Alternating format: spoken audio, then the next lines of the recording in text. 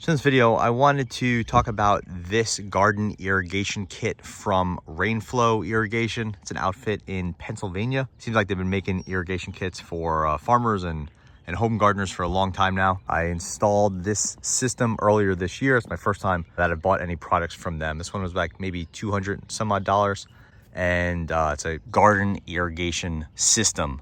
You start over here. This is just your normal hose line. This could connect to a timer or something like that. I'm still trying to figure out the timer solution. I have a good manual timer, like a non-Bluetooth one. I want to get a better one, trying to figure that out. And here's just a overview of the entire system here. Comes with 1,000 feet of the drip line. Clearly I'm not using all that. So you should be prepared for multiple seasons with that extended drip line. Get into that in a second. Here's how it enters the garden right here through your hose, connects to a filter. Then you have a pressure regulator, or just something to lower the amount of pressure. And I think they use parts from some other companies. I'm not entirely sure on all the details here, but that will reduce the pressure level.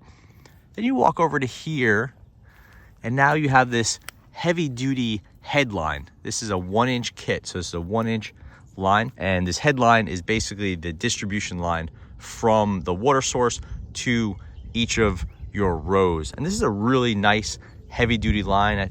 I think it's PVC, not really sure. You pop some holes in this as appropriate, and then the water kind of moves out from that. You can see here I have it split for the rows. Here it's going kind of some right angles down the garlic. Had to buy some accessory right angles. And then here you have your valves, and the valves will basically turn it off. Obviously it'll turn it off for that row. If you have pressure issues, you could kind of turn off a couple valves down the end, or you could leave them on like I do.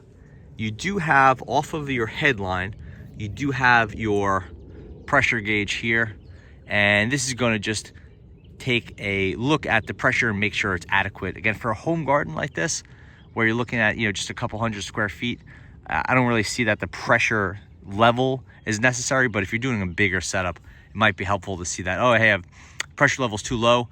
I'll turn off the back half. I'll run it for 30 minutes. Then I'll switch it to the front half. But for my purposes, it's nice to have, and it looks cool, but it's not really necessary. And again, that just goes from early on. The first exit from the headline goes here to your pressure gauge right there on that little spike. The headline, like I said, this thing that's nice and heavy, you could walk on that.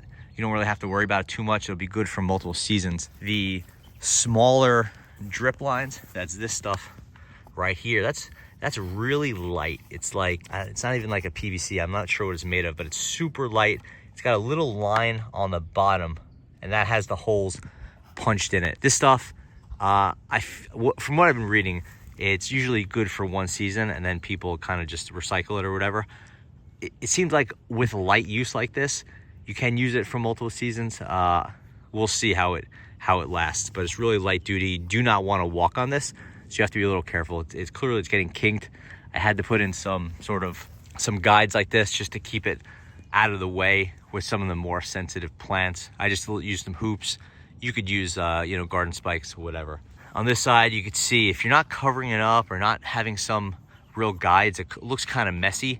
It'll look better later in the season when there's some tomatoes or something here. You have these T-posts or whatever to keep it out of the way. But if you don't have stuff regularly like these little metal hoops, then it will kind of kink and look ugly. But so far so good. It's working well, and clearly this area is not planted yet.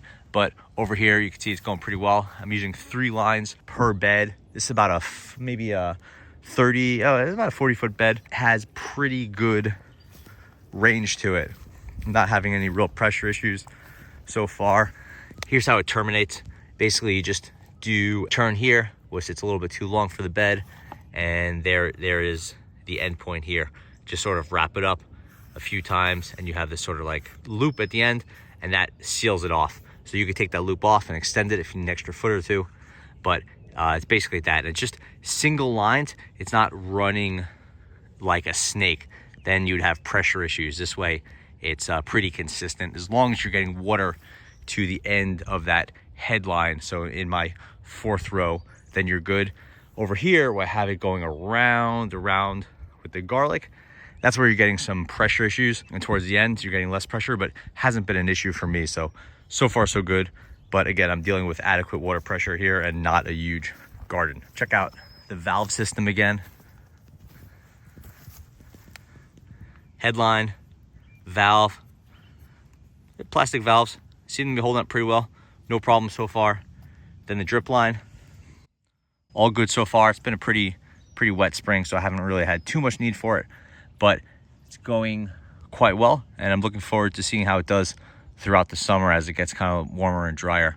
But yeah, that's the Rain-Flo Irrigation 1-inch garden kit. I bought it direct from them.